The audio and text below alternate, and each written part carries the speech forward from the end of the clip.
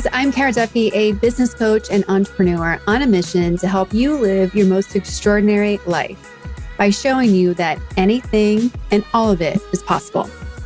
People who have mastered freedom, ease, and success, who are living their best and most ridiculous lives, who are making the impact they want to in the world, are often people you've never heard of until now. Today's episode is the live recording of our special International Women's Day Powerful Conversation series, themed Powerful Ladies for Change. There's so much going on in our world today, and all of it impacts women. So I wanted to bring together a few of the badasses in the Powerful Ladies community, and I wanted to ask them how they do it, why they do it, and how any of us can take actions to be the change that we wish to see in the world too. Our amazing panelists include Kristy Dinsmoor of Reevolution Group, Chandra Gore of Conversations with Sean, Carolina Trejos of Pinkafe, and Dr. Sophia Yen of Pandia Health. I hope this episode moves and inspires you and is one that you share with everyone you know because this conversation is so powerful.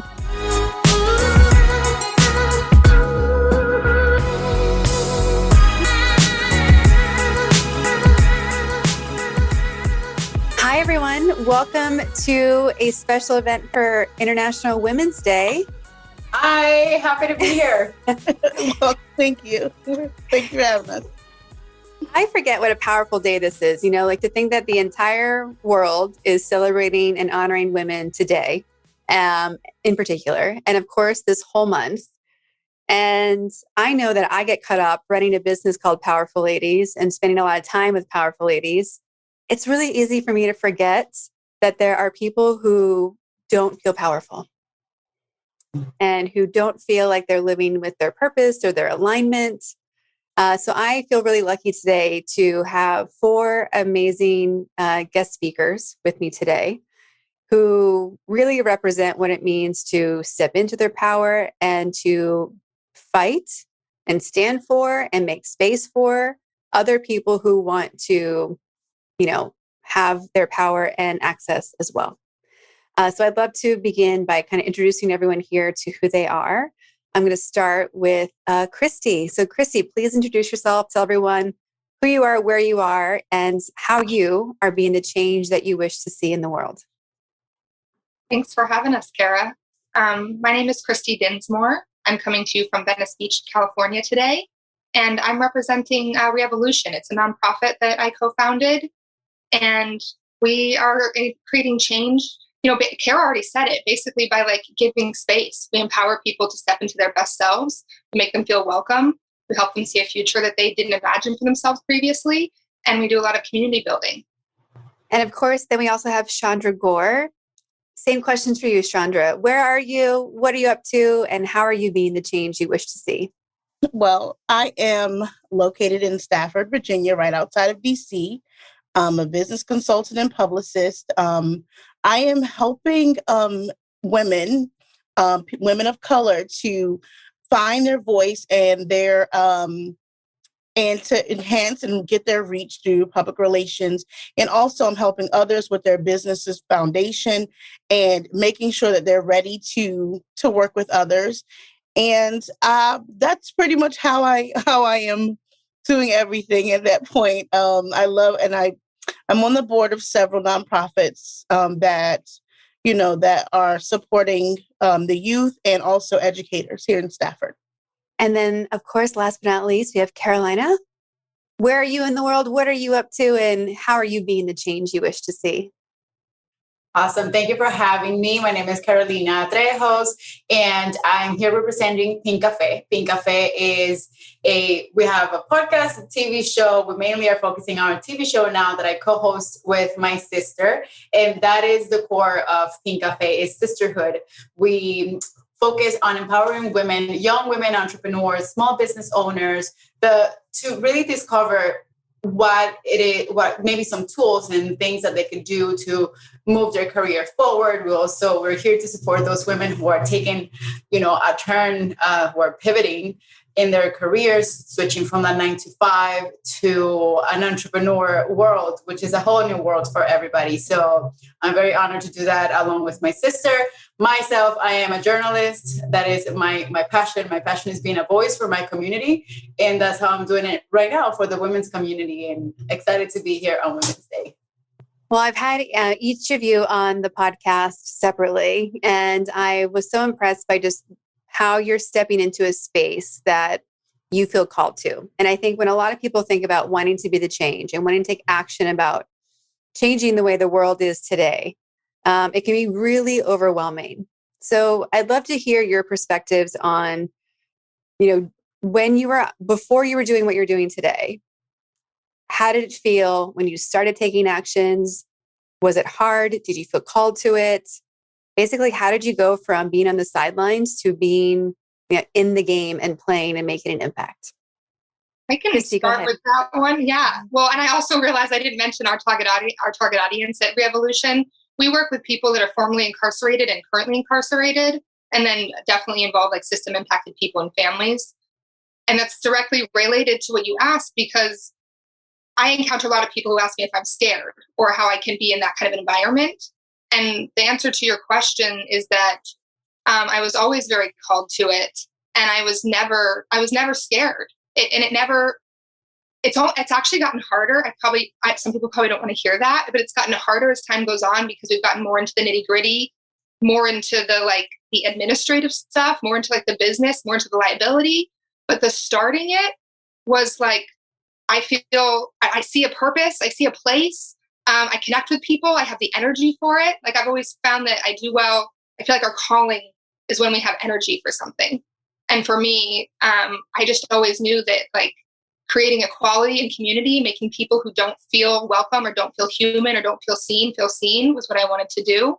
And that was super easy to start. And I think like the prisons and people who are formerly incarcerated was super easy because they're so hungry for it and they're so grateful when they get it. So it was super rewarding and like super cool to step into. I will say, I'm sorry. No, go ahead. I will say that because I did mention my company, Chandra Gore Consulting, and then my personal brand Conversations with Chan made me, step out from behind the velvet curtain and to actually talk to other individuals who have launched a business or are afraid to speak about their story and things like that. So by elevating them and allowing them to have a conversation, which, my slogan is conversations begin with a smile, it eases them, individuals, into talking about what they've been through, how they're navigating, and, being able to give them that voice or make them feel comfortable so that others can see that they can align themselves or see themselves in their stories, which actually makes them comfortable to talk to each other and to grow as a person and be comfortable. I appreciate the fact that you're bringing up the fact of returning citizens and those who are incarcerated, because for the one of the nonprofits, we educate them. We educate those individuals so that they do not reoffend and they're no longer labeled as throwaway individuals from society, because most of the time it's lack of those resources or lack of those skills that cause them to do that. So that's how I'm able to provide those different elements of making someone feel better about themselves, making themselves, in a sense, nurturing them like most women do. We nurture, we try to help them to grow. So that's a way that, we are able to do that. Carolina, go ahead. Yeah, I'll go. And I love that you said, Chandra, the power of a story. I'm a storyteller at heart. And ever since I was a little girl, I was like, I want to do whatever I do in my career, whatever professional path I decide to do, it has to be being a voice for my community or helping my community or being, taking a stand for different things. And I was always that college student that was involved in student working for equal rights or like student government, So when I finished my career in journalism, I guess one of the first jobs that I got was in entertainment. And I was working in entertainment for a while and telling stories of, celebrities and movies and TV shows and music. And I did love that. And I was always that one reporter that wanted to go deeper into the story. I'm like, okay, you're releasing a new album, you're releasing new music, but what is it behind, what's the, when some artists will become bigger and bigger, I was like, what else are you doing for your community? Sometimes it will get a little bit annoying. They're like, okay, I'm here to promote my music. But I was like, there's a little bit more that, that you're doing for your community.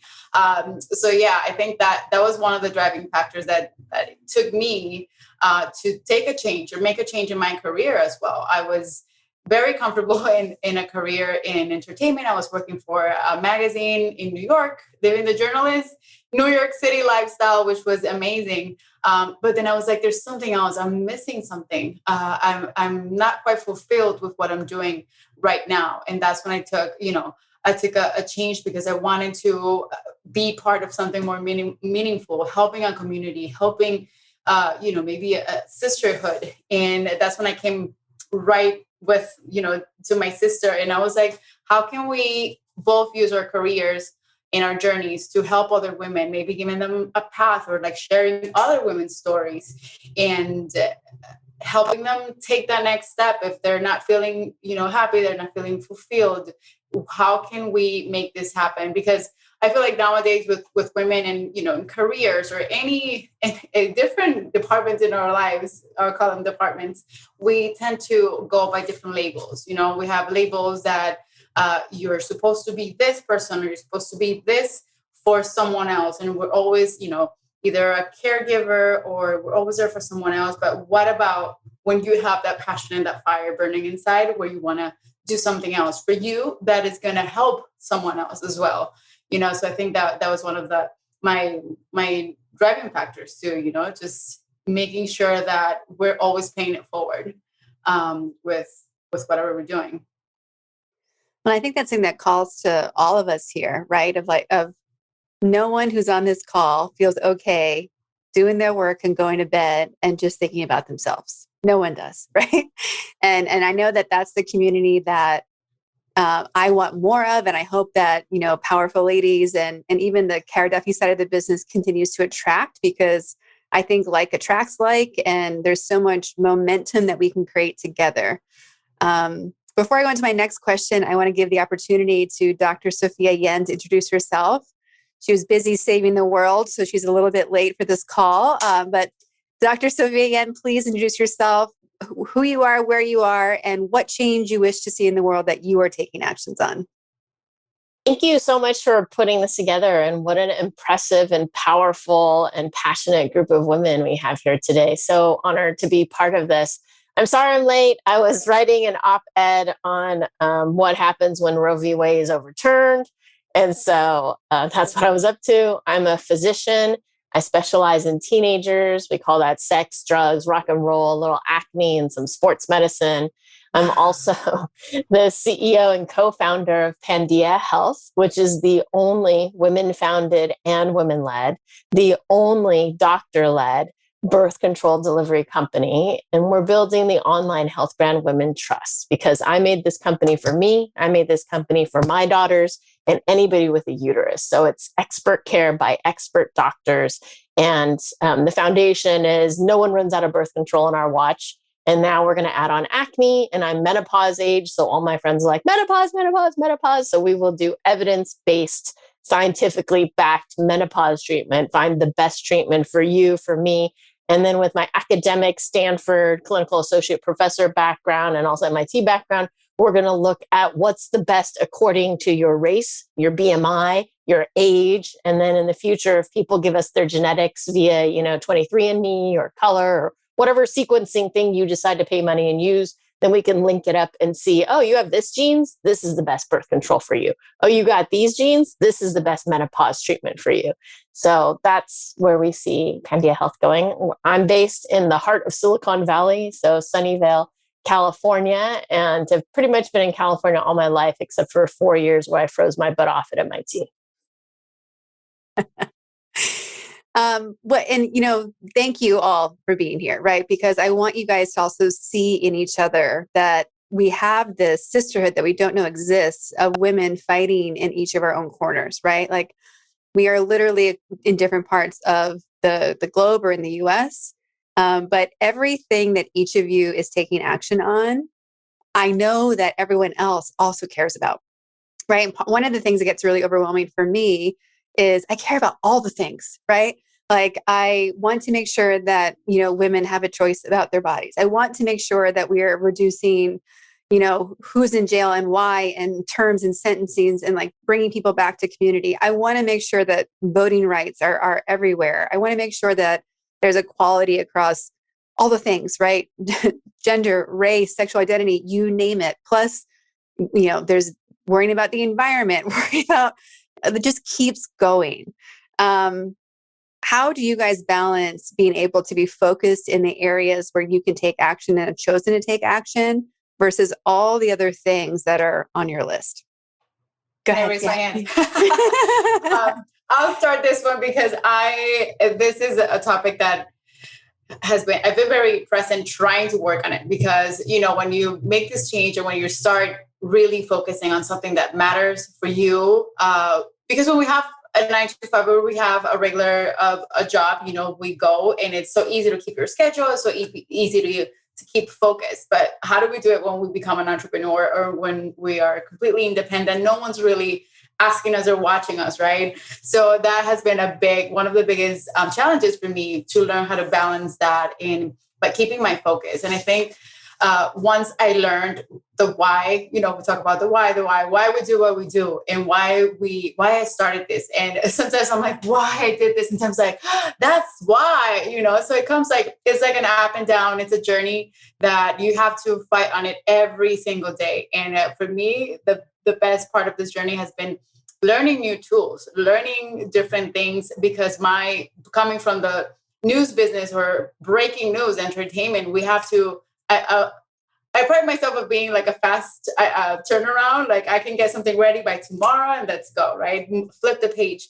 But then at work, I now have a partner who has a different kind of system. She's more on planning ahead. We're going to do Q1, Q2. She's planning already like a year ahead. And I'm like, but that's beautiful. And I want to learn it. And she wants to learn how to, like, my side too, like how to react a little faster, improvise, like go with the spur of the moment, So that has definitely been a challenge. And one of the things that have become kind of like a lifesaver is, different programs online that help you stay, like putting your tasks, being your daily tasks, or, your monthly goals, starting with your big vision. I really believe in having your purpose present every single day. Like, your purpose and your why is not something that you just visit every year. Oh, let's see what the why of this new thing I'm doing is.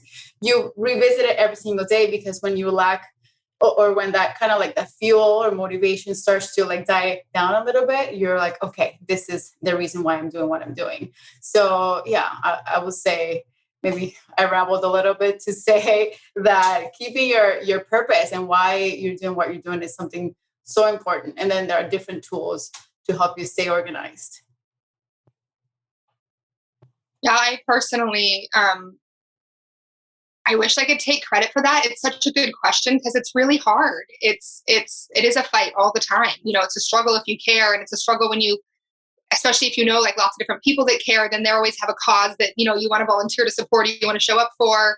And then you're like, am I doing enough in my home? Am I recycling enough? And then you hear that recycling is not even a thing anymore. And you're like, well, then what am I supposed to do? And it's easy to get lost in that.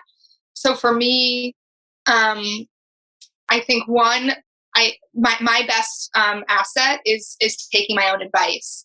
I believe greatly in modeling. I think, I think you said it recently in one of our meetings, Kara, like, if you touch one person, then you've done something that's valuable. Thinking we have to change the entire world is not realistic. So if you're not going to be happy unless you change the whole world, you're setting yourself up for failure. But if we can just touch one person, and so I really focus on like small bits, like how can I show up with you right now? What can I do in this moment? And then trusting too, like that if I, in the Powerful Ladies community, we've been talking about authenticity a lot, that if I show up authentically and allow other people to do that and model that, invite them to be themselves, because the greatest thing that stands in most people's way is not being able to be honest. Am I following my dream? Can I say I want this? Can I say, oh, I have a boundary, I'm not going to do that, so that we can like balance things better? And so taking my own advice, being authentic, and then really trusting that like whatever that does for me is also modeling and somehow like creating space for other people is probably like the foundation for me. But then the rest is like that saying on the airplane, you have to put your own face mask on before you help somebody else, is really like keeping top of mind that we're going to burn out. We're not going to do any good. If I'm overwhelmed, I'm no use to anybody. So just realizing that like a little bit does go a long way. And that if we all did a little bit, it really would be okay. And I love that Carolina was talking about like remembering your purpose, because it sounds so, there's so many things that we take as like a cliche, like, oh, I don't have to do that work, or I don't have to do that every day.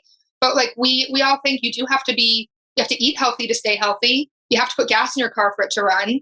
And so that's why I love being a part of like these communities, because at the Powerful Ladies community, like we're constantly reminding each other of the affirmations, or do you like, hey, did you think about your purpose? I hear you having a hard week. Like, let's get back to something that like gets you to your core, or prioritize. And so doing something, surrounding yourself with people, having a mantra, having a daily ritual, journaling. I don't know what it is. It can be different for different people, but keeping your purpose, like Carolina is absolutely right. Like you have to do something to exercise that. It doesn't just like stay inside you. And Chandra, I know how busy you are. So, you've got like all the things. Every time I talk to you, it's like, I don't know when you actually sleep. I nap. I do. And I have actually started time blocking more, so that, because there's no such thing as balance, because something is going to be, you're going to take from one to give to the other. So there's really no such thing as balance. It's just managing the time so that you can, devote with the time that's needed to certain things, but also giving yourself realistic goals, like time goals. Because if you know that it's going to take you 3 days to get back to a certain project or to complete a certain project, take that 3 days, state that, so that no boundaries such as reminders, when am I going to get this, those kinds of emails. And then that makes you have pressure. And then from there you burn out and then you get upset. So for me, I always tell my clients and those who are around me, is like, listen, be realistic with your time, because you can't give your full self if you're stressed out, upset, and sitting in a corner, you know what I'm saying, hugging a bottle of wine, because because you're already burned out. And so as many of us who have have a heart that we want to give back, we want to take care of our communities, we want to make sure we're supporting everyone, you lose that support that you have for yourself. So making sure you're able to recognize that and own that. Like, it is okay to say no. It is okay to say, I need a moment, because you cannot bear all of those things at one time. So that's how I'm able to get through and do, because voter registration is very, very key to me. And that's like, I start my voter registration drive in April. Like, literally, I'm big. I just want people to understand their rights and all those things. So I had to time block. These are the days that I'm going to work on voter registration, my voter registration drive. These are the only days that I'm going to do that. So that way I'm putting that boundary in place for myself, so that I'm not going crazy. Even when the work what I do at various nonprofits, I block that time off. Like, this is the 4 hours that I have this week, I'm going to dedicate to that. Because when you start to feel, the burden of it, like it becomes a burden because you're worried about deadlines and things like that, your passion goes away. Your light that, that fuels you, that fire that fuels you to be passionate about it, it keeps dwindling, and you don't want to lose that. Because like one of the previous speakers said, it's you're fueled by your passion. If you don't have fuel, your vehicle's not going to go. And, Dr. Sophia Yen, you are so hyper-focused on the areas that matter to you. And every time I've had the chance to talk to you, I'm so excited for your episode to come out. It's coming out after this, but it'll be soon. I was editing it last night, and I was so re-inspired by how focused you are in the areas that matter to you.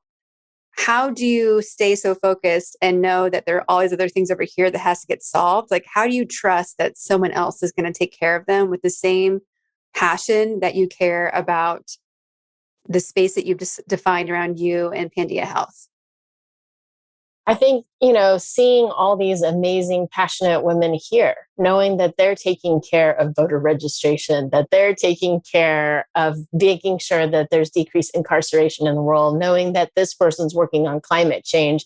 And that is not my specialty. Applying myself where I know that my efforts are best, and my efforts are best in women's health because I'm a doctor and that's my specialty and that's my passion. And, focusing on birth control, focusing on acne, focusing on menopause, and letting other people do their thing. That's also part of when you build your team, is you bring in somebody. And I am a person who's like, we need to get to this many customers. This is the amount of money. I don't care how we get there, but let's get there. And so some people need you need monthly goals, blah, blah, blah. I'm like, I just need to get to this number by this day. I don't care how you get there. Here's the money. If you go over budget, then we're going to have to talk. And if along the way you're giving me projections and we're nowhere close, then we need to talk, but I'm not a person who's like breaking it down. You need to break it down into those little sections. So finding good people that you trust that can get things done. The other part is having a great partner in my life. So there's a book called Getting to 50-50, where your partner is picking up 50% of the home stuff, right? Taking care of the kids. Hot lunch is a burden in our packing lunch or hot lunch, breakfast, getting the kids to school, all the activities, Girl Scouts, gymnastics, etc. Luckily, my kids have slimmed down on their activities over the years, but piano teacher, sports, etc. And I think a great tip I have for anybody who has a uterus and has to breastfeed, I was like, as long as I'm doing input, you're doing output. I didn't do a single diaper until 3 months, because if you don't do input, then I can't do input and output. And they're like, well, why are you making your husband wake up every 3 hours like you? Because if I suffer, you suffer. And also that this baby is 50% yours. So I want you to treasure it as much as I'm treasuring it. Because I had to get up every 2 to 3 hours for 3 months. And that was horrific. But that, from the get-go, made it clear to my husband that this is 50% your child. And I already did part of the lift growing this thing for 9 months in my body and pushing it out of my body. But you, at the very least, are going to do diapers. So he's very good at diapers, and I'm very incompetent at diapers. But that was just setting the 50-50 split, right? And thank goodness for my husband. I'm not a morning person. He takes care of getting his kids to school and giving them breakfast. Because I'm the person you have to be at school at 8:30. All right, we're getting up at 8. And then you eat some breakfast and then you run. And then where's my other daughter and him like, school's at 8:30. We'll get up at 7:30 or 7. I was like, oh, no. Half an hour before you need to get there, not an hour. Oh, this is horrible. So he does that. And in exchange, I take care of lunch. I don't cook. We have, takeout and every other day leftovers, but I'm the queen of takeout, and school lunch. I've been trying to work on a healthy school lunch, but that's a whole different argument in and of itself. So, I've always been told you can't win every battle, but why not try?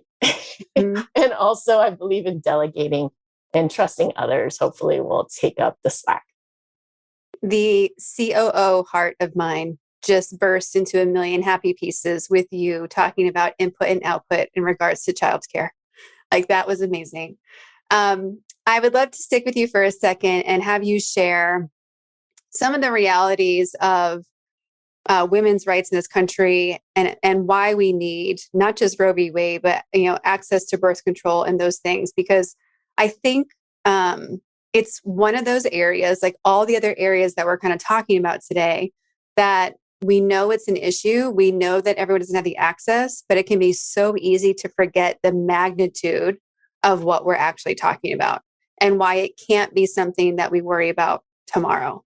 And so I'd love, have each of you kind of speak to that in your areas of expertise. But I want to start here because for International Women's Day, I think it's like the thing that we need to kind of get recentered on. Yeah, so I'll just start because that's what made me late. The Supreme Court is looking at Dobbs versus Jackson Women's Health, and they're going to outlaw abortion. They already pretty much have in Texas and in that particular state after 15 weeks. And Roe v. Wade made it such that abortion is legal until viability. If it can survive outside of your body, then you can't, it's not okay. and in cases of where the woman's life or health is in danger.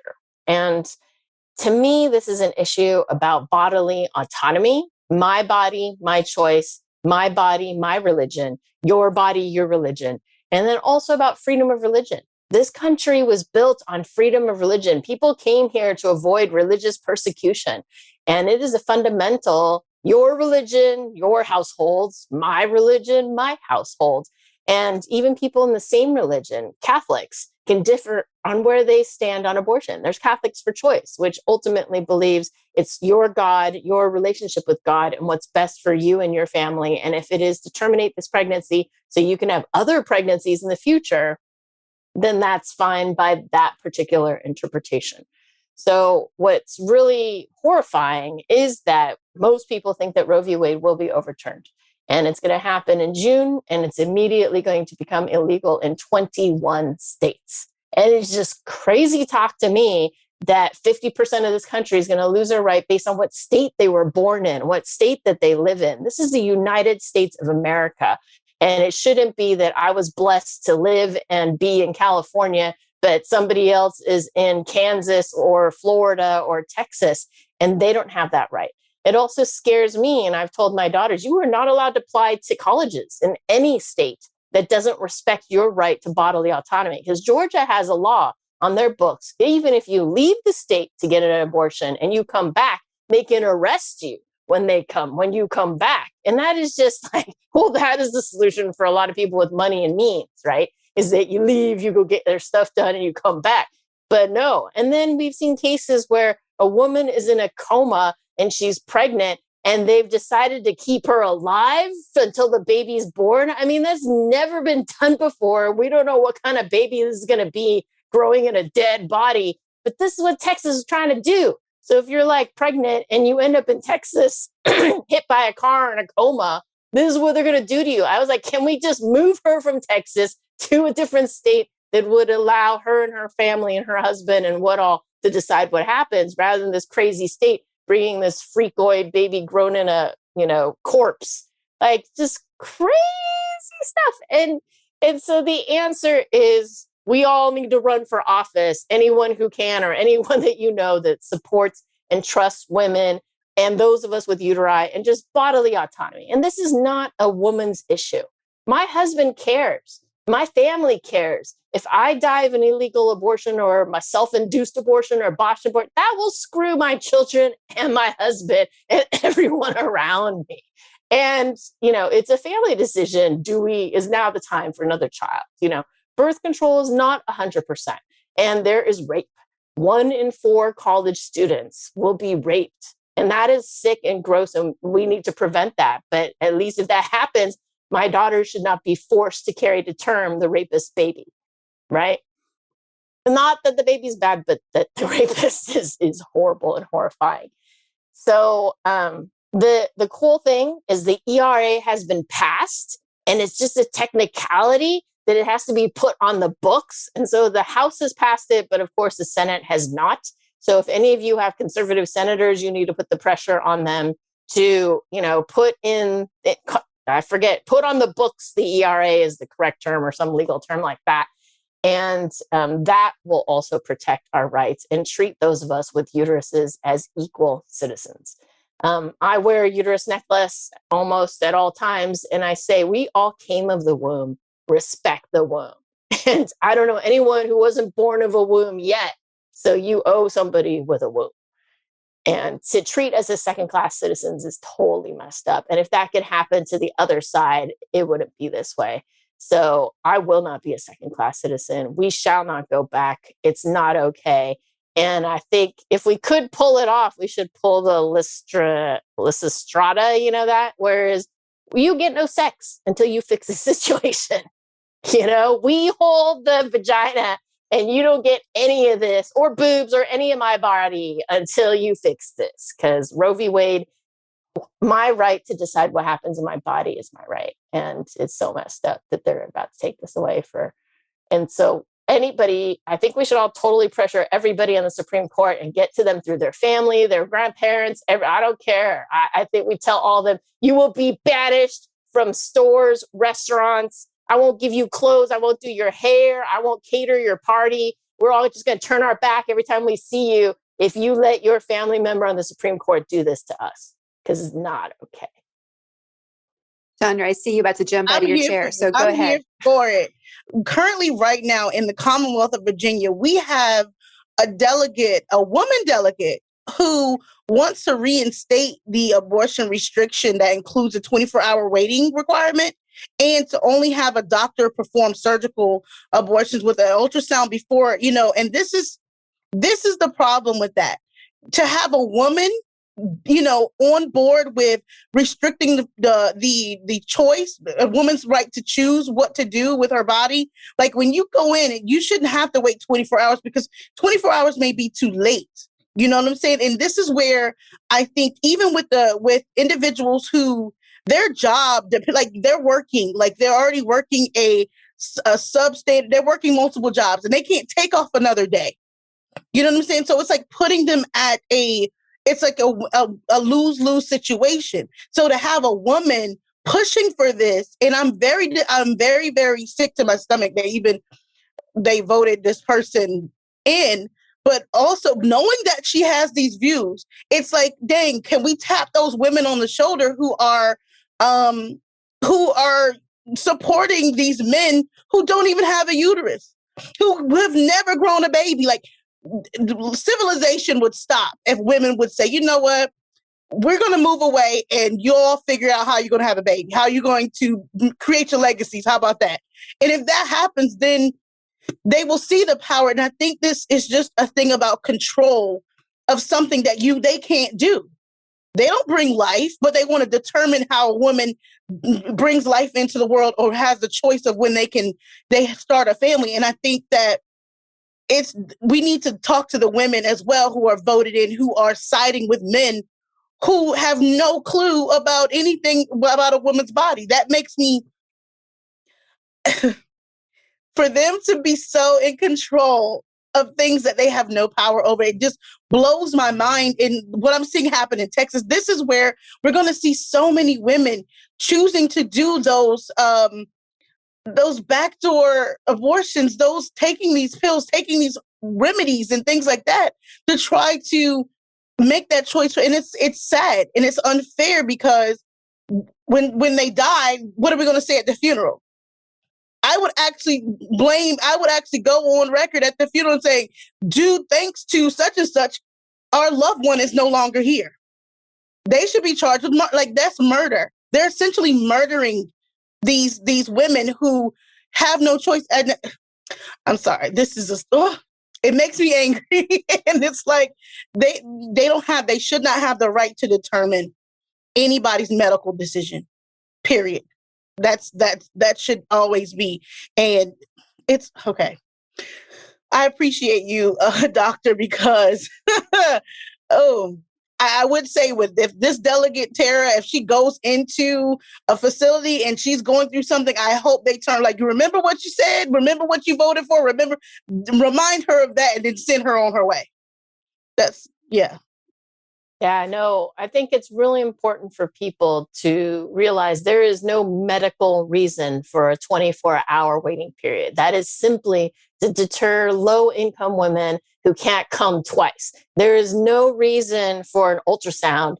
Leave medicine to the doctors. And we should just keep saying, leave medicine to doctors. And if doctors don't say it's medically indicated, then stop wasting my money, stop wasting taxpayers' money, and stop being socioeconomicist, because the rich women will always get whatever they want, but those who can't afford to take 2 days off, and every woman who has ever contemplated a pregnancy, continuing or terminating, has spent far more than 24 hours. To think that your 24-hour waiting period is creating thought where there was not is just a joke, because every woman thinks about it as soon as you get pregnant in your life. You've thought about it before, you thought about it during, you tried to prevent pregnancy, but the condom broke or the birth control failed you or whatever. To put the 24-hour waiting period is just an insult. We've absolutely thought about it. And no woman is doing drive-through abortion. I wish we could have drive-through. Let's pull up to McDonald's and just do it. No, it takes weeks to schedule and all that stuff. And 24 hours is an insult. We need to get rid of all of those. And then unnecessary ultrasounds, or forcing women to have vaginal ultrasound when you could do an abdominal ultrasound. Again, leave medicine to the doctors, but throw back at them. None of this is medically indicated. The American College of Obstetrics and Gynecology is not pushing or asking for any of this. This is simply people that are trying to put barriers.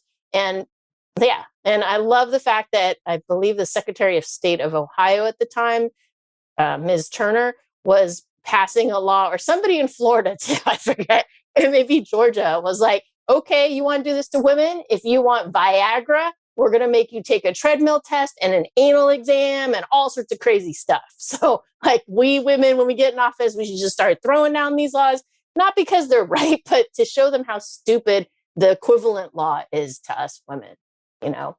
But leave medicine to doctors. None of it's medically indicated and is absolutely insulting.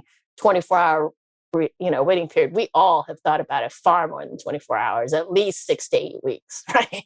And then they're removing, like, her thing is she wants to remove the state funded, so she doesn't want to cover it by Medicaid. So women who don't have access to affordable healthcare, they don't have the money, they're relying on state funded healthcare. Now it's like that's putting another financial burden. So then they're going to find other ways to get funding. And it's just, for a woman to do this to other women is just disgusting. And you're absolutely right, doctor, on having men do a treadmill test. If your hair is thinning, all of these things need to be looked at before you all get your little blue pill or whatever pill you need, because you don't get to choose that. We should not have state funding for your problems that you're experiencing. So there it is. That's it. Yeah, I love that my dad was outraged that the government will pay for the blue pill for a 70-year-old dude to get it up, but will not provide for a 20 to 50-year-old woman to not get pregnant if she doesn't want to get pregnant. And when you don't fund birth control, you don't fund abortion, it's not a choice. You're pushing one choice over the other. And it's not in any family's interest to have a baby when they're not ready for it financially. It's not in that baby's interest to come into a family that doesn't want it because of one reason or the other. And it's cheaper to pay for birth control and abortion than it is for 18 years or whatever, coming forward. Well, and that's what you and I spoke about a little bit when we recorded your podcast episode, because it always catches me off guard that this gets bundled into, if people really don't want someone to have to make the choice of choosing an abortion, why aren't we then doubling down on the education and the prevention before we even have to get to that choice? And that's the part that I struggle with, because I totally respect someone's choice to just be like, no, I think, all birth should, all conception should come to birth. Okay, that's your choice for you. But then let's get ahead of it, right? Like, just like you were talking about, how do we keep working back so that we achieve the goal? And if this goal is to avoid abortions, then we should be looking at all the options to do so. And education being one of those, because there's so much miseducation out there about women's health in general and how our bodies work in general. Like, it's shocking to me how that is just not part of our regular education program. So that's there's just not enough information out there. Yeah, no, they've shown the states with the most restrictive abortion laws are the ones that are least supportive once the baby is born. It is the, quote, liberal states that allow you choice to decide what happens. And they support that choice by paying for abortion, but also paying for childcare and pre-K and all of that. One major reason that people don't have kids is they can't afford it because of childcare and education. And so if you really want to support choice, support comprehensive sex ed, support free birth control to prevent abortion, because if you prevent unplanned pregnancy, then you won't need abortion. And then support the choice to have a baby by giving, family medical leave, by providing childcare, by providing pre-K, and then people will choose to continue to have that pregnancy. But if you don't have that, then you really don't care about the baby that's coming into this world. You just care about, exactly as Chandra said, controlling women's bodies. And it just blows why? My body, my choice, your body, your choice. I'm the one that has to raise this baby, not you. And you're not going to help me once it's here. So it's, so important. My one Pandia public service announcement, Pearl, I have to stick in every talk is make sure everyone with a uterus knows that you can make #periods optional. Because whenever I give a talk to a group of like 30 women, 3 of them will come up to me afterwards and be like, I have these horrible periods and I'm like rolling on the ground and I can't go to work and I can't tell my boss because he's a dude and he would never understand. And it's like, and she's like, well, it runs in my family, so it's just the way it has to be. And it's like, no. We have medicine to help you with that. If you're missing school or work, please see a doctor. There is medicine such that you don't have to bleed or suffer as much. And then if you're on the pill patch ring, or if you just want to consider it, you don't have to bleed every single month. And it's actually more natural to have fewer periods. And so if you use the IUD, the implant, the pill patch ring, you can skip periods. And the Asian tiger mom from Silicon Valley is like, is your daughter going to do better on the SAT bleeding or not bleeding? Because my daughter's going to crush your daughter on the SAT because she won't be bleeding. And then same thing for sports. I just talked with the softball coach, a dude, and he's like, yeah, white pants. And I was like, oh, white pants. And then tennis skirts, right? All that is better without random blood 1 week out of 4. So do check out pandiahealth.com/periods optional. At the bottom is my TEDx talk on the science and safety of not bleeding every single month and how it decreases ovarian, endometrial, colorectal cancer, and landfill. I agree with. I've always had male superiors, and I ended up under my desk one day, and all he said, "Do we need to call an ambulance?" I said, "Please let me have a moment to myself. Like you would not understand this. Like just go away. My door is closed. I'm under my desk. Let me have my moment with my heating blanket. Okay, I'm not bothering you. You had to knock on this door. Like I don't think people who don't understand, who could not go through cramps, need to listen. I bet you if every man had to have cramps, I tell you right now, there will be no laws on the books. Nothing. I like you, Dr. Yen. Like you're amazing. This is the power. All this comes back to, right? Is like, honestly, with International Women's Day, a lot of this is about like the difference. And it's not just men. There are women that support these ideas, these laws, these practices. And I mean, we can't shame them. I mean, we're all a product of where we grew up, right? Most of us are just a product of how we were raised, that the beliefs we were raised around. And so, of course, like at some point, you hope that around some exposure or some education that changes. But, statistics show that no one really escapes that completely. And so what we have to do is like invite people in to our beliefs, into our experiences. Like I 100% understand why the idea of abortion is hard for people. I wasn't raised that way. I'm very pragmatic. I understand that it's harder on the economy, hard on our social systems, that people need education. We have better parents that raise better kids that are happier when they're ready. I mean, I understand all that stuff. And then when it comes down to that moment, as Sophia said, if you get pregnant, it is not an easy choice. I mean, and just that idea and that respect for life is not an easy choice. No one does take that lightly if they think about it. But I think we get caught thinking about that the two choices are between this perfect vision of shoulda, coulda, woulda and what's on the table or what someone's facing. And it's just not a reality. And so for me, it's like, is what you're asking for in alignment with your ultimate beliefs? If you have a sanctity for life, how about that life of that child that's born that doesn't have food or doesn't have education or whose parent doesn't want them? Like the respect for life is not just for like birth itself, but it has to be for that person's entire life. Can we care for it? Can we educate it? Can we feed it? Do we have room in the planet for it? Is our planet going to explode environmentally because we have enough room for all of us? So, and then like, does your logic follow in other laws? Like we're talking about, you can have Viagra, but you can have birth control. Like if you want to require, like, this is a very man versus woman experience. Even if it's not how we vote, there are women that vote for it and whatnot, but it's a very man versus woman experience in the way that it is our bodies. we do get stuck with it. And then like, you're not required to pay for it.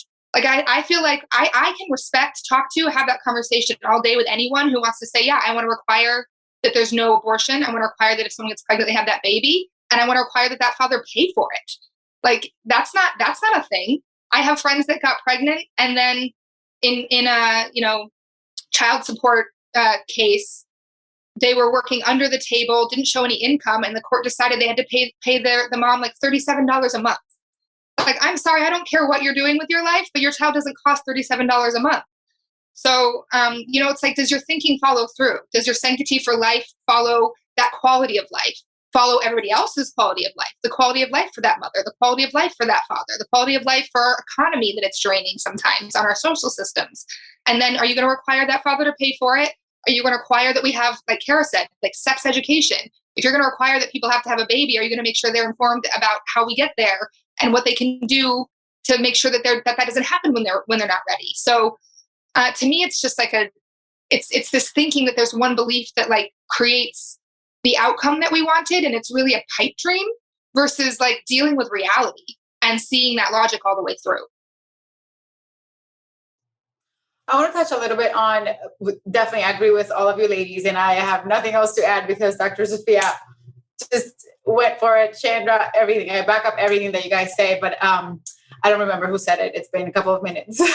But you guys touch on, it has to start on this is my belief, at the educational level too. I remember growing up, speaking of period was always a shameful thing. You would never, even talking about sex. I was very lucky that my parents were very open, very, not liberal, but very open with me and my sister. They were like, as soon as we got our periods, they're like, okay, ladies, sit down. This is what's going to happen from now on. And I was maybe 13. My sister was already, a little bit older, but they were like, okay, this is going to be the education that you're going to have at home because you're not getting it at school. And I didn't go to school when I was younger here. I went to school in Colombia, in my home country. But now even here, I did get to go through like high school here. And that was still never a talk on, mental health or like some other different skills that I feel they're so important to start having nowadays. I feel like if I have kids in the future, I would have like these.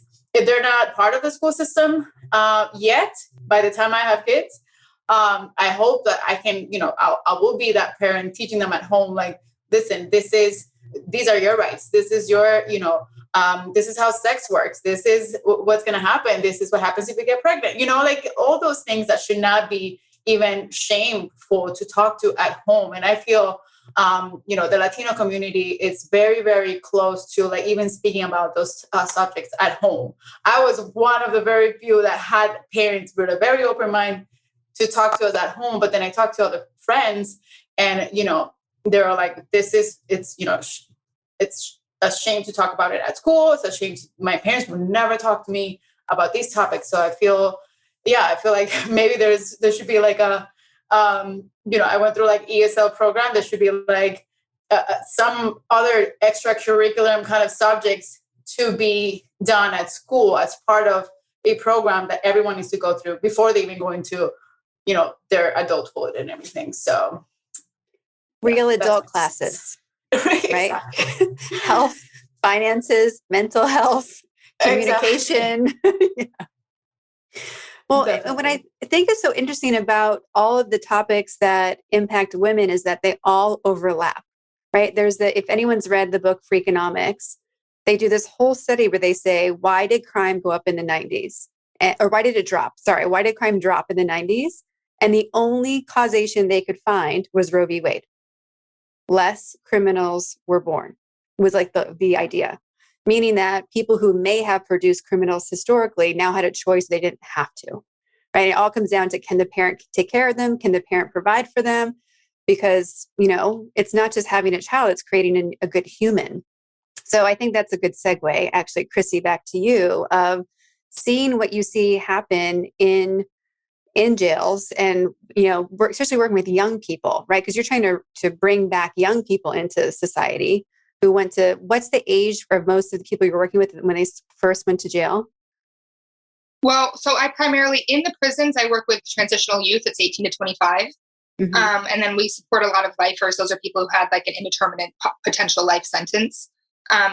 Most of them honestly went before 18, but the youngest is 14, but a lot of 15, 16, 17. And Sophia mentioned it, like, it's not a personal issue. It affects our society. I cannot tell you how many of my community members, when it comes down to it, their story is like, my parents didn't want me, whether they were adopted or just like left at home neglected, and sometimes it's not even like, a story of abortion or whatnot. It's like a parent died of cancer. But when people don't have safe homes, I mean, we know it about like divorce and stuff like that. When people don't have safe homes, like good mentoring, like loving places, education, when their brains aren't fed, when they're not feeling like they have a community, they act out. And we've seen it time and time again. Like, it's sometimes when you focus on like the amount of things that happen in life, it can be easy to think like, oh, we all have issues, or, it'll be fine, they'll get over it. But the reality is that in an individual experience, when someone has to live through that, it takes a toll. It creates trauma.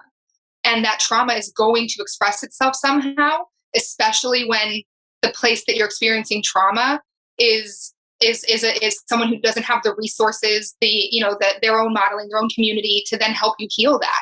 And so, as Sophia mentioned, like, often these issues play out amongst people that are low income. They're people of color. They're women, and so they end up having the less resources then to help, like, fix it, or even the time to like identify it in the first place.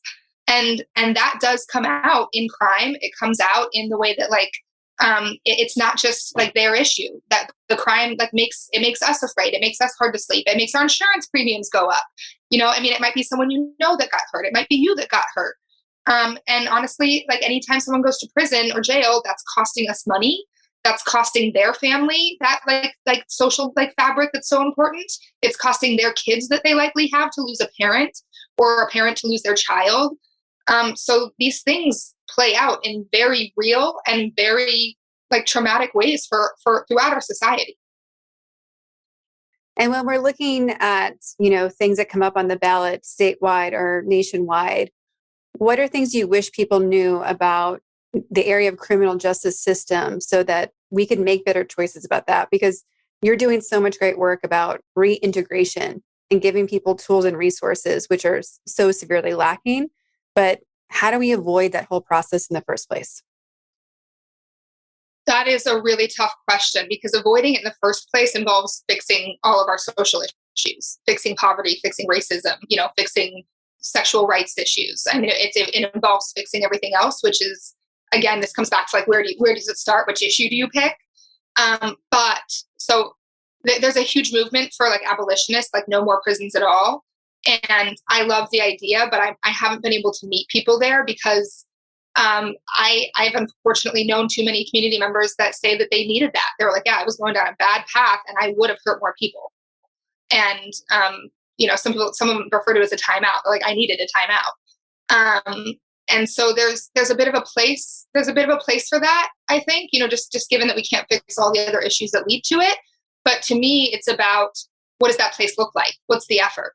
And so there's, if someone doesn't know about like the Norway model or restorative justice, it's really, really like making a prison experience, a jail experience, rehabilitative. It's focusing on like, what's the goal?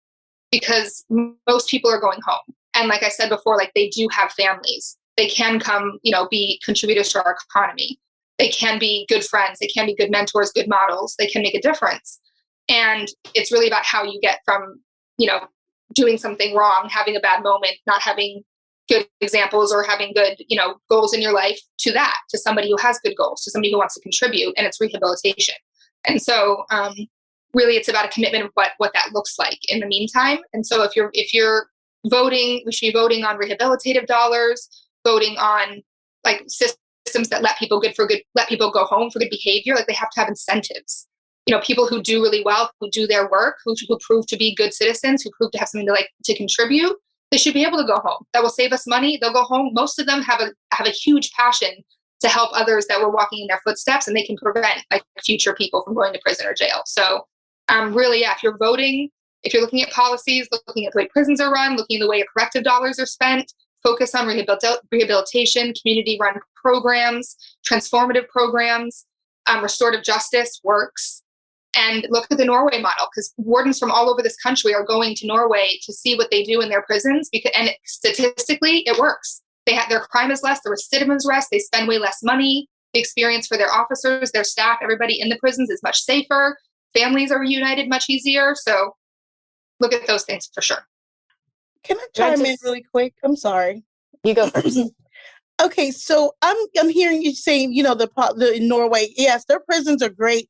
They actually do support the rehabilitation, but a lot of Black and brown children, the school to prison pipeline is a real thing. So if we're voting on policy, we need to address that as well, because those individuals who are locked up, who are arrested at 4 and 5 years old, are set upon this path of, they will always be a target. They would always, if they have a bad day or a meltdown, they're labeled as, misfits, or they're in the juvenile justice system. So if we stop it there, there will not be a need for the restorative dollars, the rehabilitation dollars, because these children are essentially looked at as a commodity into the prison system, into keeping that whole cycle going. So I get the end result between 18 and 25, but we need to really address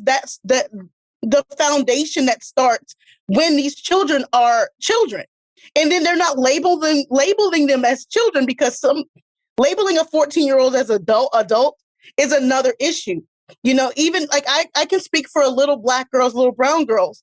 They're already looked at as violent or a problem. And so this, as we talk on International Women's Day, let's talk about the stereotypes that affect, these brown girls, these girls who are not the typical blonde hair, blue eyed, oh, she's having a bad day, or she's just like, the comparison is horrible, because they both are children. They're both little girls who are dealing with their emotions and trying to figure out, but one is suspended from school and the other one is given therapy. And that's where we need to, as women, we do need to jump on these things that are created to mislabel children instead of giving them the benefit of the doubt of that understanding. Like, I love what you're doing and all of that, but we need to really, as women, if we're going to come together, we need to talk about that as well. We need to support that as well, because even those women who are coming back into society, more than likely, they won't be able to get the incentives, especially if they're a woman of color. They will, they're often looked at as the aggressor or the aggressive ones, or those who, they might not get to those milestones, those markers, so that they can, get home. So these are things, we need to address that as well, because that is that is a huge issue, that we can have this great view of things, but certain people are going to be looked at certain way. And that's the sad part of the whole thing. And we as women sometimes hold the keys to changing that. And I think we need to empower ourselves to say, you know what, this is not going to happen. The administrators at the schools, all of these teachers, they need to come together and start stopping this cycle from continuing. Chandra's absolutely right. The school to prison pipeline is a real thing, and it does target children of color for the most part. It's a way to keep people of low economic status and people of color. Like she said, if a white kid acts out, oh, let's send him therapy. If a Black kid acts out, oh, he's dangerous. And I think the same systems need to be used in our schools. Like, I'm very blessed to live in California, where a lot of schools are integrating restorative justice practices into the actual school. So if there's an issue, they deal with it in a circle. They listen. They give kids a voice. Giving kids a voice is so important. Giving everyone a voice, obviously, but since we have the opportunity to start young and to instill values and confidence and really invite people into community, it's really, crime is all about inviting people into community. If they feel a part of, they want to contribute, they want to be received well by, it's all about being part of community. But Chandra's absolutely right. In California, they've been passing a lot of laws where you can't prosecute children, and they've raise the age from what's considered like youth or child to 25, because that's science. Current science thinks that that's when the brain is still developing.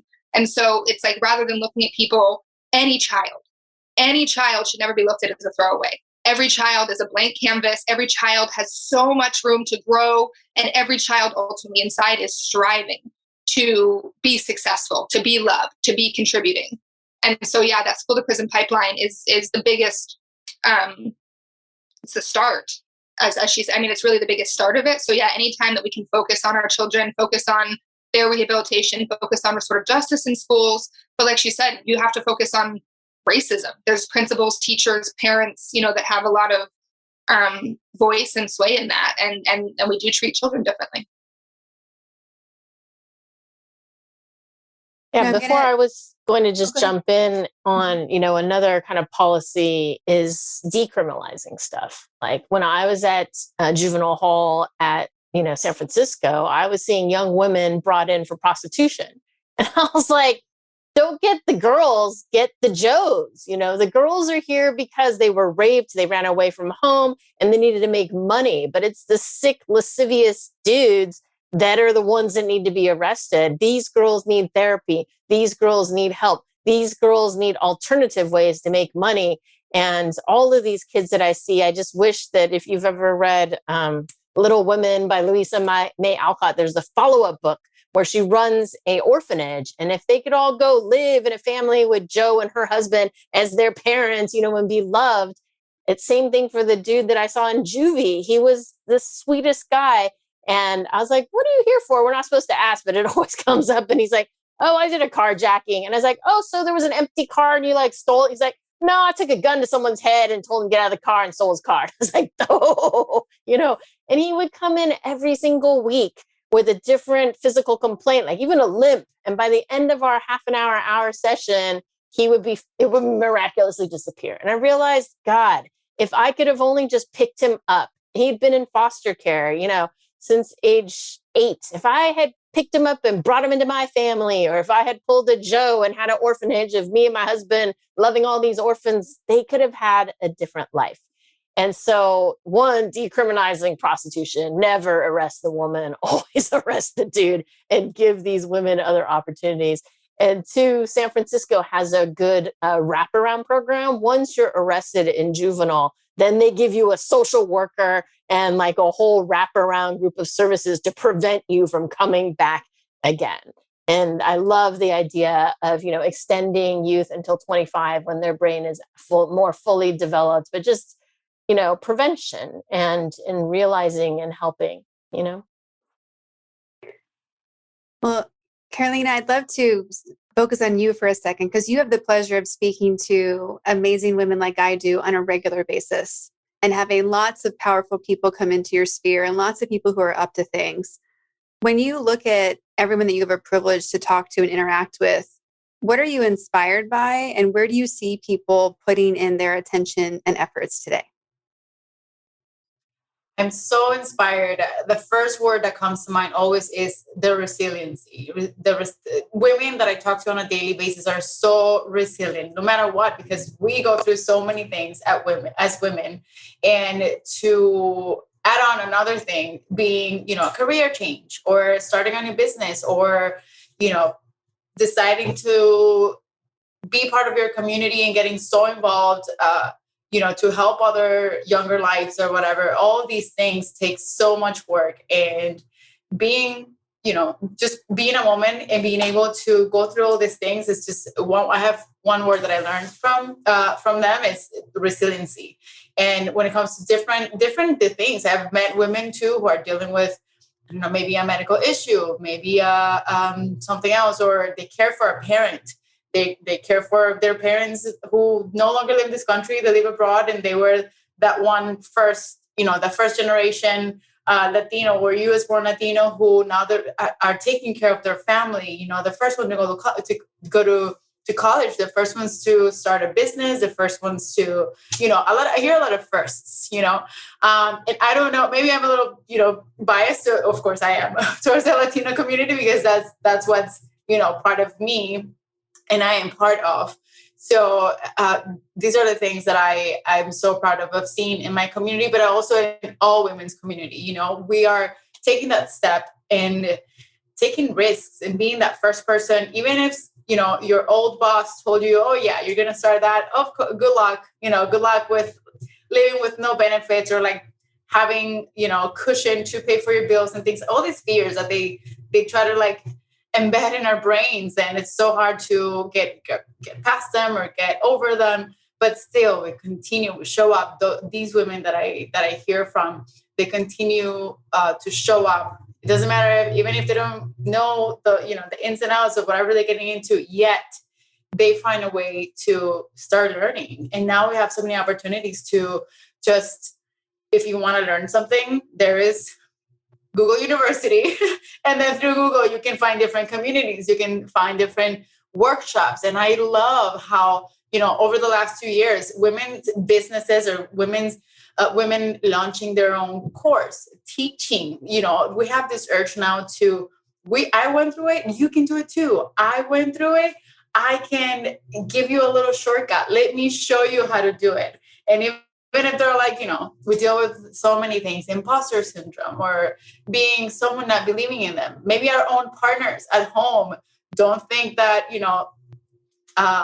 it's possible, but still go ahead and do it. So I feel like, being resilient and all these women, I continue to be so inspired by just the women's community and the women that I get to talk to on a daily basis. And everyone here too is inspiring me so much. So definitely thank you for that. Well, and you have such a unique story because this is your new home, right? America being this. And, transitioning in as an immigrant into this country and being able to excel, I think sometimes we're so hard on ourselves and then we're so hard on our own country.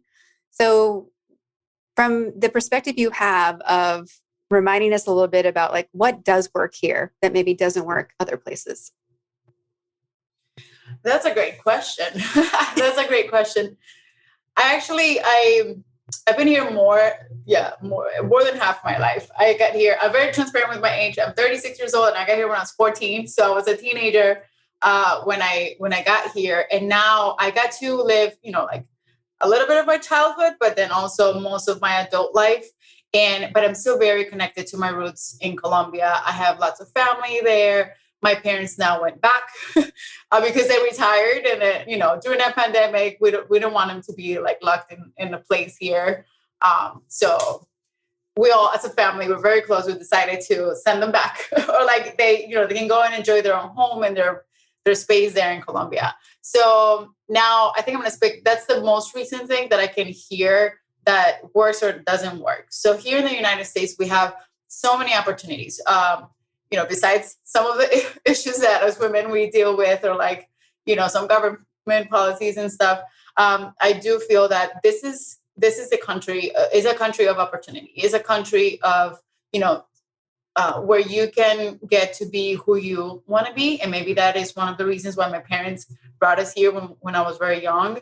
They saw a better future, a country that was better than our country. So I think one of the things that has been so present in my conversation with my parents, who just recently moved, is, health insurance and like the health system and all of that. For them there to now get to see a doctor, to get to an emergency room, to get an X-rays, MRIs, all these different tests or whatever. And now they're at the age that they have to be so in tune with their health and in contact with the doctors and everything.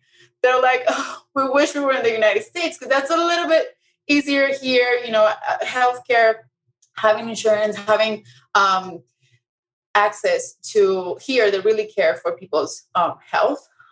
In our country, it's like, you're one more number. You have to make this line, no matter if you have the best insurance, no matter if you're going to see your own personal doctor, you want to pay out of pocket. We're like, what do we have to do here? We'll wire you some money if you want to like go and see someone right away, but just take care of whatever it needs to take care of.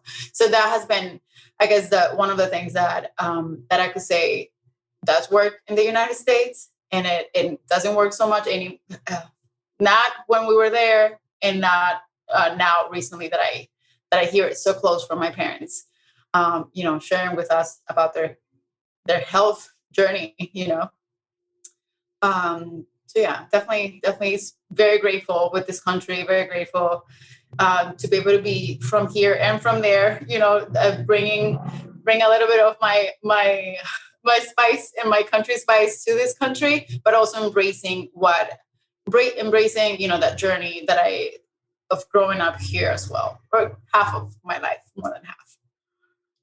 What I keep hearing is everyone sharing that the burden continues to fall on women wherever there's a gap in what is set up structurally in our society, either through community agreement or through family or through the government.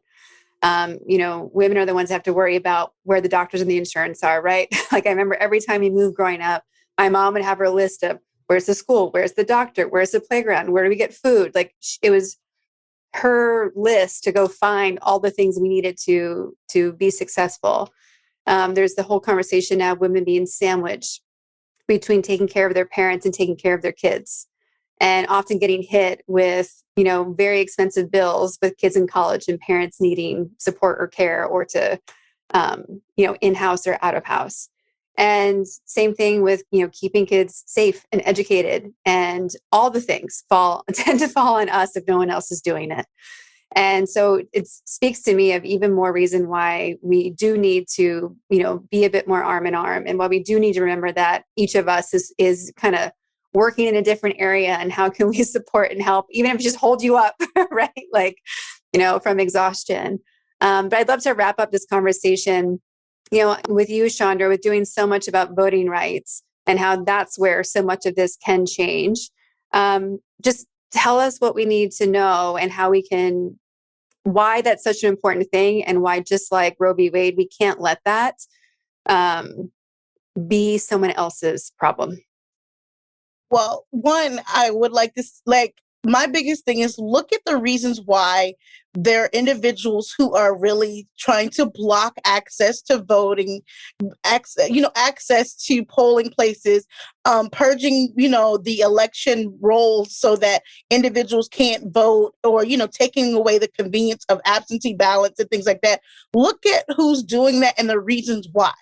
And then from there, you can actually, be on the forefront of saying this, go to the town hall meetings, go to these, go to the board of supervisors meeting, go to these things, and make sure that you are speaking your mind and providing that feedback. And also, these election officials are voted in. So if you don't like the policies and things that they are doing, vote them out and put someone in that will actually be an advocate for voters, not a person who wants to skew the election because of their narrow-minded views. And then, as well as, with seeing the different things on the ballot that are coming up, make sure you're researching these candidates. One of the things that I do is I interview candidates here in Stafford, because I want them to be themselves and show what they're bringing to the table. Like, because I go from a citizen standpoint, like, why should I vote for you? Earn my vote. I don't vote along party lines. I want you to earn my vote. This is something that you have every right to do. You have every right to ask them, why should I vote for you? Or why should I re-elect you into this office when you didn't do this, and this? Speak up, use your voice, because the moment your democracy is based on you voting. Like, I really want to say, these patriots and things like that. You cannot take away someone's choice. That is what this country, there's a couple of things that the country is built on, but we're not going to talk about that. But, the right, people died for to vote. People paid, they went through all of these things to vote. Don't let those deaths, or don't let those hardships or those trials and tribulations be in vain. You know what I'm saying? Like, so make sure you're understanding what's going on in your backyard. Federally, takes years to affect us. Locally, they're going to affect you right now. And that's going to affect how you are represented in the federal government. So remember that. State, local, pay attention, because those individuals who are put in office are going to make decisions that are going to affect you and your family right now. So stop with okay, if this doesn't matter. Oh, yes, it does. Your mayor matters. The person who runs the Board of Elections matters. The person who is your attorney general matters, because they will take away your rights too. Because guess what? If the governor is on the side that you don't want to be, that attorney general is going to be with them too. And they're going to make sure, like the issue that we're having in the Commonwealth, There are more men who are making decisions for women and women supporting these poor decisions. So be mindful of those things before you go to the ballot. Be mindful. Use your voice. They all have email addresses. If you don't like what they're doing, say something. Just don't threaten them, because we don't want you all to go to jail or anything like that. But speak up and use your voice. That is my biggest thing why voter rights are so important. Well, I mean, I know that if we put anyone on this call and anyone listening to this call currently or in the future into any room, we can't help but look around and be like, wait, why is that over there? Like, it could be a chair. We're like, that chair doesn't belong there. It could be a perspective. We'd be like, oh, hold on. I think that perspective needs to move. Right. So to me, that speaks to how powerful women are, because we, if we really look, we see things. And we can't, if we see something out of place, as minor as the detail as it is, or as impactful as the detail it is, it's hard for us, if not impossible, to unsee it. And, what we've been looking at in my company, everything else is like, how can we be putting ourselves in positions to see things more firsthand, right? We're doing a monthly volunteer activity, which we'll be rolling out. Anyone can come and hang out and do it. We're going to be, pulling things together. We can do more in different states and cities around the US. But like, for me, to your point about being local, when I get overwhelmed about what I want to fix and can't, I don't have my magic wand yet. I'm waiting for it to come, but I keep thinking, well, okay, like, what can I change in my house? What can I change on my block? What can I change in my city? Because when it's smaller, this goes back to the habits and some of the things you guys talked about earlier, right? The more we block down our time, the more we block down the problem, we can see it, right? And then if we start adding each other into it, when there's 10 of us showing up at a town hall meeting that people usually don't care about, suddenly they're like, oh. And it makes me think back to being in school, because I was really privileged to be on the field hockey team. And it just so happened that the field hockey, there was like 10 of us graduating together. We all were doing well in school. And whenever we showed up in a classroom, we were kind of a pain in the ass, because if we were like, that homework's stupid, we'd all be like, yeah, it's stupid. And teachers must have hated us, but they couldn't say much because we were good kids and we were doing well. We just realized the power in numbers. And it was such a silly thing that we would manipulate. So it's like, okay, how can we use all the power that we have to manipulate for good, to influence for good? But it's really an honor to get to spend some time today with the four of you. You are an inspiration to me. You are so powerful. And I'm really thankful that you guys are doing the work, bringing the people together, having the conversations. Like, I can sleep better at night knowing that you guys exist in the world. So thank you for that. I'll let you guys each, share a last piece. Please promote yourself, because everyone here now loves you and wants to help you and promote you too. But we'll start with Kristy.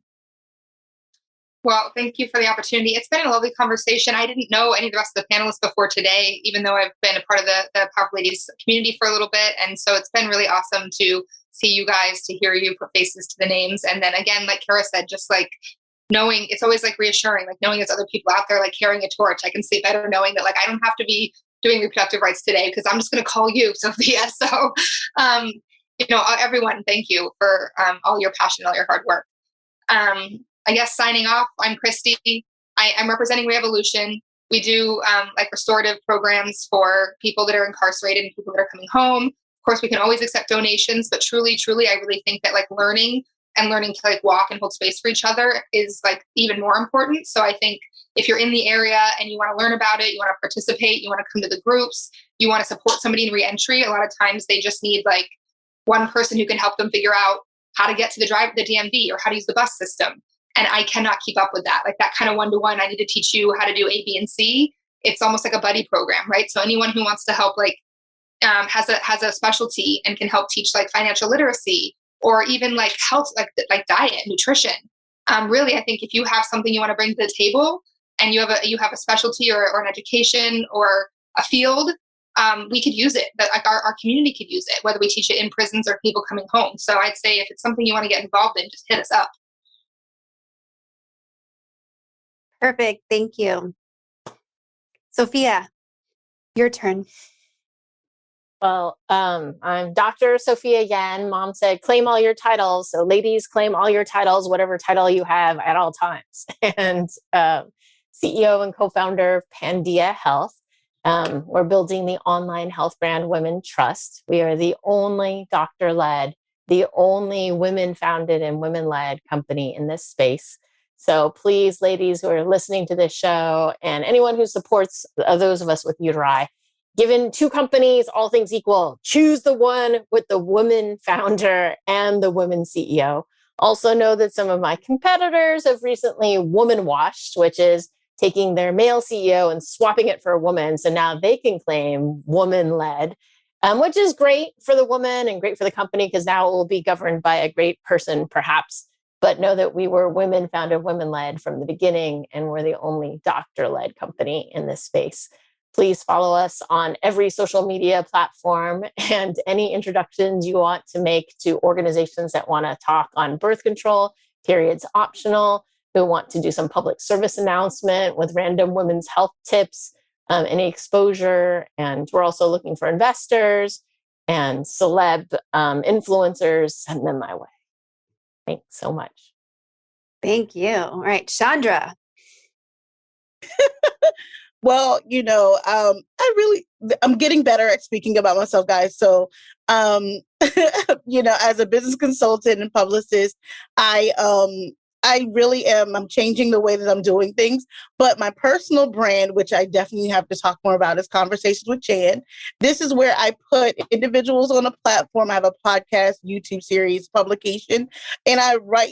I'm actually finding my voice because I smile before I make everyone smile before I have the conversation, because when you smile, the conversation will flow. You feel comfortable, like we're just chatting. So that's where you can find me, Conversations with Chan on Instagram, also conversationswithchan.com, and you can find out more about me as a introvert, the most extroverted introvert ever.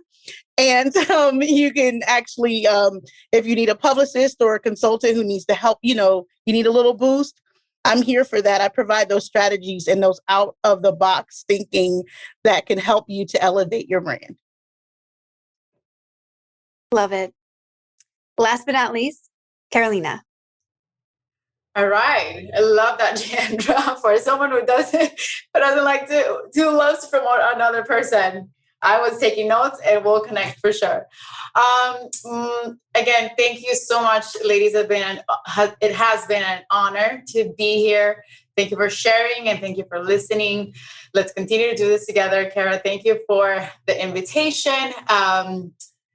Okay, I'm going to plug in myself before my company, okay? So I am a journalist, really, really passionate about stories, the power of story. I think that's why it's so hard to talk about myself, because I love other people's stories. But you can follow myself at Carolina Trejos on Instagram, just first and last name all together. And Pinkafe is, again, my women empowerment platform. Right now we do a podcast, a TV show, and I co-host it with my sister, who's another badass entrepreneur. She's a producer, an actor, and we have the pleasure of telling women's stories on this platform, Pinkafe. We're on LA TV Network on Tuesdays. Today we have our women's special, Tuesday at 4 p.m. But I know that TV is very hard to watch nowadays, like national television. So we're also digital. You can also find us at latv.com. That's where we upload our full-on 24-minute shows. We would love to continue to connect, continue to share your stories. Maybe you guys can come to our show as well. I'm here in Los Angeles, California. I can connect with Kristy. I know Kristy's in Venice. But anyone else, please, LA, mi casa es tu casa. So see you guys soon here. Awesome. Yeah, you guys are amazing. I put all the links in the chat that you guys mentioned. There'll also be links for everybody when we replay this as a podcast. It'll be in the show notes. You guys will get all those links as well. But thank you guys for being here. Our next Powerful Conversation series is happening on Earth Day, April 22nd. It's 2 p.m. Pacific time. And we're going to be talking all about sustainable entrepreneurship and how we can be tackling just that topic in our businesses and our lives. That's a whole other can of worms, right? It's one of the areas that we didn't talk about today that impact, again, women more than men and all over the world. So that's the next event. You should be seeing links to sign up, and it'll be promoted on my Instagram as well. My Instagram is Kara_Duffy. And you can also follow at Powerful Ladies for more information. But thank you guys so much. I hope we have an amazing International Women's Day. And I will hopefully see all of you guys soon. Thank you.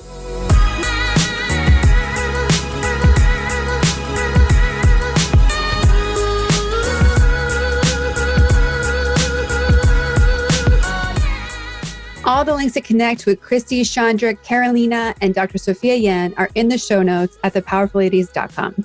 Please subscribe to this podcast wherever you're listening and leave us a rating and review. They are critical for podcast visibility.